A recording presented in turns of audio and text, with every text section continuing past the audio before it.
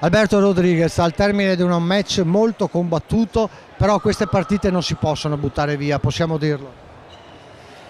Sì, sicuramente arriva un momento che la mettiamo dalla nostra parte, 2-0. Abbiamo anche avuto la possibilità di diciamo così, chiuderla col 3-0. Peccato perché mentalmente uno pensa, vabbè, mal che vada, anche se non faccio il gol, abbiamo due gol. Il problema è che quando loro accorciano una giocata così isolata e dopo cambia tutto, il calcio a 5 è un attimo che la partita ti può girare. Peccato sì, come hai detto tu, perché secondo me penso che abbiamo meritato più di loro. Poi ti dico, sono episodi. Mi lamento tanto perché col 2-0 abbiamo avuto le possibilità parecchie di chiuderla. Non siamo stati bravi, non siamo stati svegli a leggere le situazioni. Magari è quello che ti ho detto, che uno pensa, vabbè, anche se questa va male, ormai l'abbiamo a casa.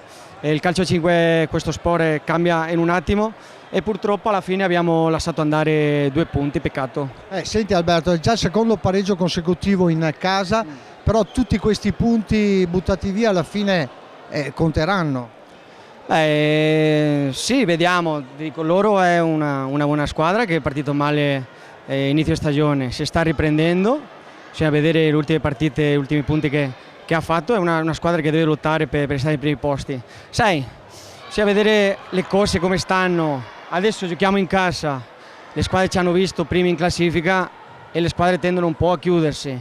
Quando tu devi fare la partita con l'Interrogione o anche oggi, che le squadre si chiudono, ti aspettano lì, siccome anche loro hanno qualità, in un attimo puoi sbagliare, ti possono prendere un contropiede e cambia la partita finché tu la porti dalla parte tua. Ecco. Senti Alberto, entriamo già in clima derby perché è questo che ci interessa di più. Venerdì prossimo proprio qui si giocherà il derbissimo, valido per la vetta della classifica. Padova ci crede? Certo che ci crede. Siamo là nel primo posto fino a questa giornata, stiamo facendo molto bene, ancora non abbiamo perso, incontriamo il Petrarca, che è la squadra che tutti dicono in giro che è quella che deve vincere il campionato. Noi a testa bassa e lavorando tanto facciamo quello che possiamo fare e niente, siamo partiti bene.